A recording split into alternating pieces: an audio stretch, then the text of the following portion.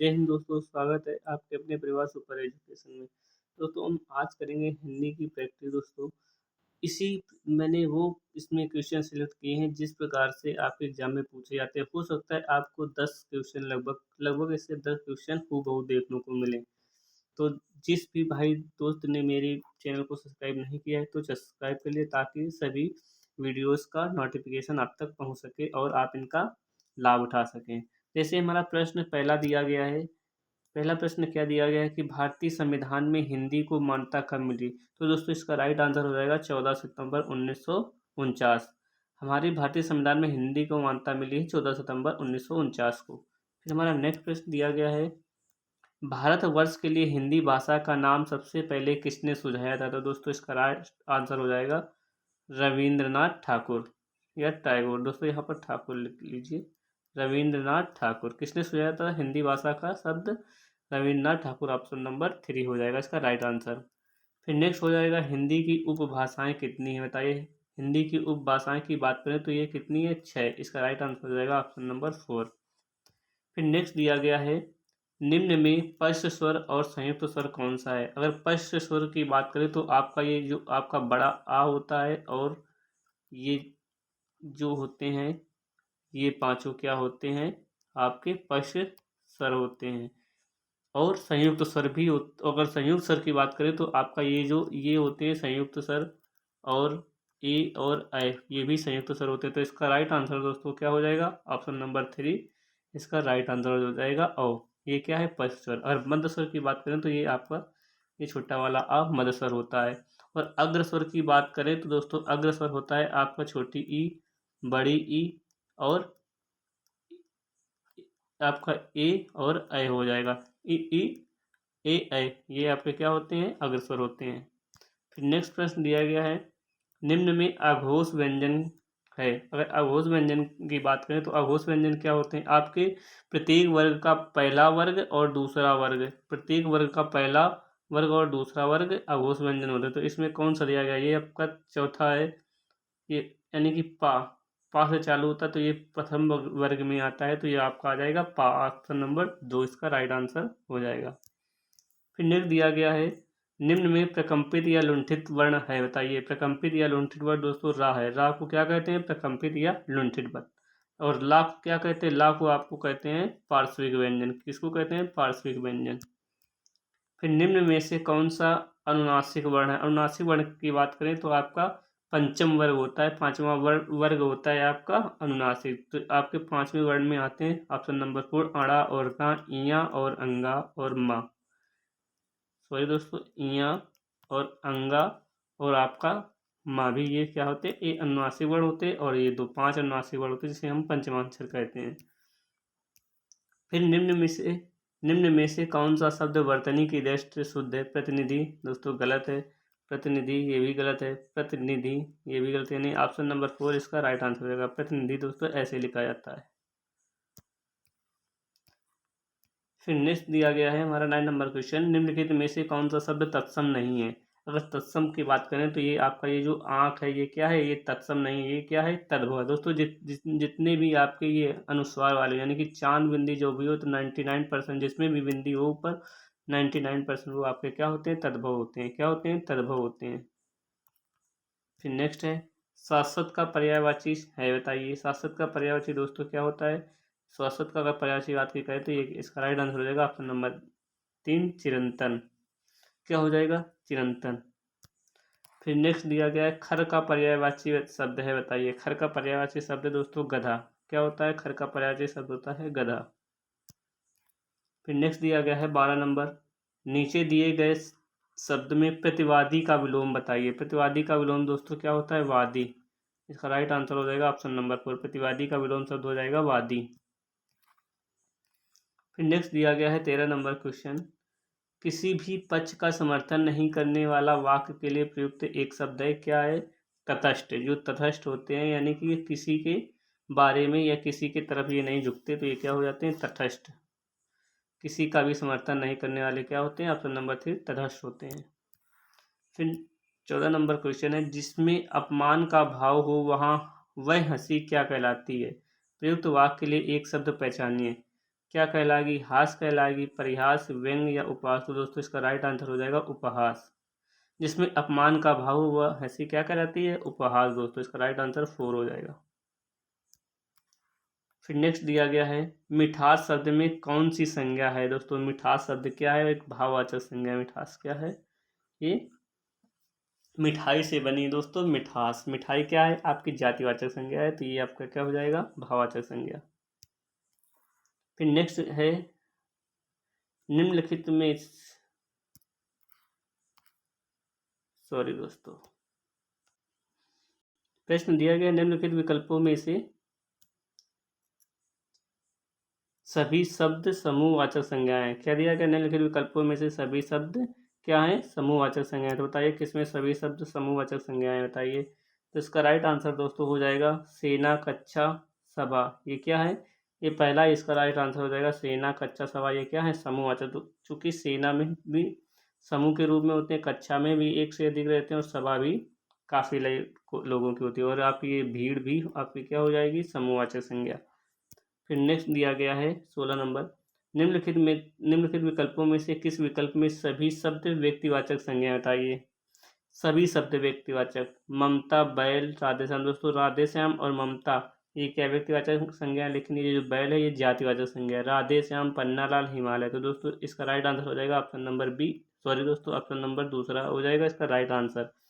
16 का दूसरा नंबर हो जाएगा राइट आंसर। राधेश्याम, पन्नालाल, हिमालय ये क्या है? सभी व्यक्तिवाचक संज्ञा है। नेक्स्ट प्रश्न दिया गया है मगरमच्छ का स्त्रीलिंग क्या है? दोस्तों मगरमच्छी, मगरमच्छवी, मादा मगरमच्छ या मगरमच्छानी। तो दोस्तों इसका राइट आंसर हो जाएगा मादा मगरमच्छ। मगरमच्छ का स्त्रीलिंग होता है मादा मगरमच्छ। फिर नेक्स्ट है वर्षा शब्द का उचित बहुवचन चुनिए। अगर वर्षा का बहुवचन होता है तो दोस्तों यही होता है, वर्षा का बहुवचन वर्षा ही होता है। ऑप्शन नंबर 3 इसका राइट आंसर हो जाएगा। फिर नेक्स्ट दिया गया है के लिए, क्या दिया गया? के लिए किस कारक का चिन्ह है? बताइए। ये के लिए किस में? कर्ता ने, कर्म को, कारक के ये सब होते हैं, ये कर्ता के हैं, तो इसका राइट आंसर हो जाएगा संप्रदान कारक। संप्रदान में क्या होता है? के लिए। फिर नेक्स्ट दिया गया है हिंदी में सर्वनाम की संख्या कितनी होती है? अगर सर्वनाम की संख्या की बात करें तो हिंदी में 11 सर्वनाम की संख्या होती है। कितनी होती है? 11। अगर हम भेद की बात करें यानी प्रकार की बात करें तो वो होते हैं 6। कितने होते हैं? 6। अगर संख्या की बात करें तो ये होते हैं आपके कितने शब्दों की संख्या होती है? 11। फिर नेक्स्ट दिया गया है शायद कमरे में कोई छुपा है, वाक्य में रेखांकित शब्द है। बताइए। शायद कोई छुपा है, दोस्तों कोई क्या है? ये अनिश्चित को बता रहा है, यानी कि किसमें कोई निश्चित मालूम नहीं क्या छुपा है, तो इसका राइट आंसर हो जाएगा अनिश्चयवाचक सर्वनाम। इसका राइट आंसर हो जाएगा ऑप्शन नंबर दूसरा अनिश्चयवाचक सर्वनाम। फिर नेक्स्ट दिया गया है विशेषण कितने प्रकार के होते हैं? तो दोस्तों विशेषण आपके कितने प्रकार होते हैं? 4 प्रकार के होते हैं, तो इसका राइट आंसर हो जाएगा 4 नंबर 4। फिर नेक्स्ट दिया गया है वह नेता विधायक है, रेखांकित पद में विशेषण का प्रकार बताइए। जब दोस्तों दो कर्ता दिए हों, क्या दो कर्ता दिए हों और पहला जो अगर पहला सर्वनाम हो और वह किसका काम करे? विशेष दूसरे कर्ता के लिए विशेषण का काम करे तो वह क्या कहलाता है? सार्वनामिक विशेषण। तो ये जो वह है ये वह क्या है दोस्तों? ये सार्वनामिक विशेषण है। क्या है? सार्वनामिक विशेषण। ऑप्शन नंबर दूसरा इसका राइट आंसर होगा।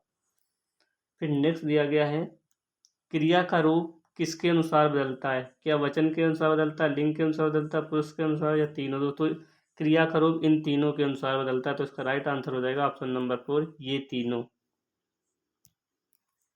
फिर नेक्स्ट दिया गया है क्रिया से बनने वाली भाववाचक संज्ञा क्या है? तो दोस्तों थकावट। दोस्तों थकान क्या है? ये क्रिया है, तो इसका राइट आंसर हो जाएगा पहला ही थकावट। क्योंकि बुरा से बना है बुरा, यानी बुरा आदमी, ये क्या है? ये एक विशेषण है। आलसी से बना है आलसी आदमी, ये भी विशेषण है। ये भी विशेषण, बुढ़ापा भी विशेषण से बना है, तो दोस्तों इसका राइट आंसर हो जाएगा ऑप्शन नंबर ए थकावट। फिर नेक्स्ट दिया गया है शिक्षक ध्यान पूर्वक पढ़ते हैं, रेखांकित वाक्य में है रीतिवाचक क्रिया से। तो दोस्तों जहाँ पर क्रिया के होने का प्रकार बताए तो वहाँ पर क्या हो जाएगा? रीतिवाचक। तो इसका राइट आंसर हो जाएगा ऑप्शन नंबर 4, और इसका आंसर निकलेगा कैसे से। शिक्षक ध्यान पूर्वक पढ़ते हैं, शिक्षक कैसे पढ़ते हैं? ध्यान पूर्वक पढ़ते हैं, तो इसका राइट आंसर हो जाएगा ऑप्शन नंबर 4। फिर नेक्स्ट दिया गया 19 शब्द में उपसर्ग है दोस्तों। 19 कैसे लिखा जाता है ऐसे। तो इसका राइट आंसर हो जाएगा ऑप्शन नंबर 4 उन। उपसर्ग क्या है? उन। फिर नेक्स्ट दिया गया है सतसई शब्द में समाज का भेद बताइए। तो सतसई यानी कि इसमें क्या है? जिसमें संख्या का बोध हो, यानी कि इसमें सत का मतलब 100। सत का मतलब क्या होता है दोस्तों? 100। कहते नहीं है शत प्रतिशत। तो इस जहाँ पर संख्या का बोध हो तो वह कौन सा समाज होता है? द्विगु समाज। तो इसका राइट आंसर हो जाएगा ऑप्शन नंबर दूसरा द्विगु समाज। फिर नेक्स्ट दिया गया है अन्वेषण का संधि विच्छेद होगा दोस्तों। अन्वेषण की बात करें तो इसका राइट आंसर हो जाएगा अनुधन एषण। तो इसका राइट आंसर हो जाएगा ऑप्शन नंबर ए अनुधन एषण। इसका संधि विच्छेद क्या होगा? अनुधन एषण। फिर नेक्स्ट प्रश्न दिया गया है काठ की हांडी बार बार नहीं चढ़ती, मुहावरे का अर्थ है बताइए। दुर्भाग्य की मार बार बार नहीं होती, बुरे दिन हमेशा नहीं रहते, छल कपट का व्यवहार हमेशा नहीं चलता, लकड़ी का बर्तन अग्नि से जल सकता है। तो इसका राइट आंसर बताइए क्या होगा। तो दोस्तों इसका राइट आंसर हो जाएगा ऑप्शन नंबर तीसरा छल कपट का व्यवहार हमेशा नहीं चलता। ऑप्शन नंबर 3 इसका राइट आंसर हो जाएगा। फिर नेक्स्ट प्रश्न दिया गया है दोहा और सोरठा किस प्रकार का छंद है। तो दोस्तों ये क्या है? ये एक अर्धसम्मात्रिक है। कौन सा है? अर्धसम्मात्रिक। इसका राइट आंसर हो जाएगा ऑप्शन नंबर 3। फिर नेक्स्ट दिया गया है शिल्पगत आधार पर दोहे का उल्टा छंद है बताइए। दोहे का उल्टा छंद दोस्तों क्या होता है? सोरठा होता है। तो इसका राइट आंसर हो जाएगा सोरठा। ऑप्शन नंबर 3 इसका राइट आंसर हो जाएगा। फिर नेक्स्ट प्रश्न दिया गया है जहाँ उपमेय में अनेक उपमानों की संख्या होती हो वहाँ कौन सा अलंकार होता है दोस्तों? जहाँ पर शंका की बात आ जाए तो वहाँ पर क्या होगा? संदेह अलंकार। Option number 3। फिर नेक्स्ट दिया गया है किस रस को रसराज कहा जाता है। तो दोस्तों श्रृंगार रस को रसराज कहा जाता है। और श्रृंगार दोस्तों शुद्ध रूप इसका श्रृंगार ऐसे लिखा जाता है दोस्तों, ऐसे नहीं लिखा जाता है। तो इसका राइट आंसर हो जाएगा ऑप्शन नंबर दूसरा श्रृंगार रस। श्रृंगार रस को ही रसराज कहा जाता है। फिर नेक्स्ट दिया गया है पेट की अग्नि वाक्य के लिए एक शब्द है। पेट की अग्नि को दोस्तों क्या कहते हैं? जठराग्नि कहते हैं। तो इसका राइट आंसर हो जाएगा ऑप्शन नंबर 3 जठराग्नि। फिर नेक्स्ट दिया गया है सम सम शब्द युग्म का सही अर्थ वाला युग्म बताइए। तो दोस्तों इस सम का हो जाएगा अर्थ समान और इस सम का अर्थ हो जाएगा मोक्ष। तो इसका राइट आंसर हो जाएगा 4 नंबर। क्या हो जाएगा? 4 नंबर। फिर नेक्स्ट दिया गया है नीचे लिखे वाक्यों में से किस वाक्य में सर्वनाम का अशुद्ध प्रयोग हुआ है।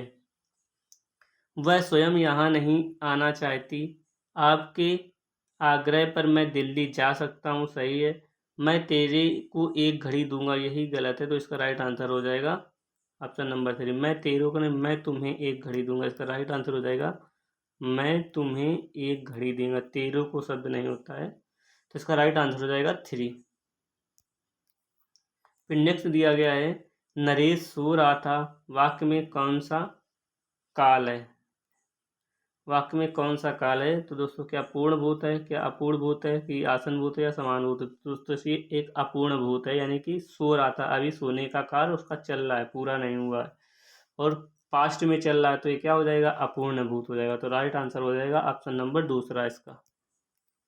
फिर नेक्स्ट दिया गया है अविकारी शब्द होता है। अविकारी शब्द की बात करें संज्ञा भी होता है, सर्वनाम भी होता है और विशेषण भी होता है और क्रिया विशेषण भी होता है। तो इसका राइट आंसर क्या हो जाएगा? अविकारी शब्द होता। ये तो तीनों ये संज्ञा सर्वनाम विशेषण के अवसर ये क्या है? ये आपके विकारी शब्द हैं। लेकिन ये जो अव्यय है ये क्या है? ये अविकारी शब्द है। तो इसका राइट आंसर हो जाएगा ऑप्शन नंबर 3। दोस्तों संज्ञा सर्वनाम क्रिया विशेषण क्रिया विशेषण और विशेषण ये क्या होते हैं? आपके विकारी शब्द होते हैं। लेकिन ये जो आपका अव्यय है ये क्या है? अविकारी शब्द है। फिर नेक्स्ट दिया गया है आज का हमारा लास्ट क्वेश्चन है निम्नलिखित में से विकारी शब्द कौन सा है। तो दोस्तों विकारी शब्द की बात करें तो ये जो लड़का है दोस्तों ये आज यथा परंतु ये क्या है? ये अव्यय पद हैं। क्या है? अव्यय पद हैं जो कि अविकारी होते हैं, जिनमें कोई विकार उत्पन्न नहीं होता, जिनको हम चेंज नहीं कर सकते लिंग वचन कारक के आधार पर।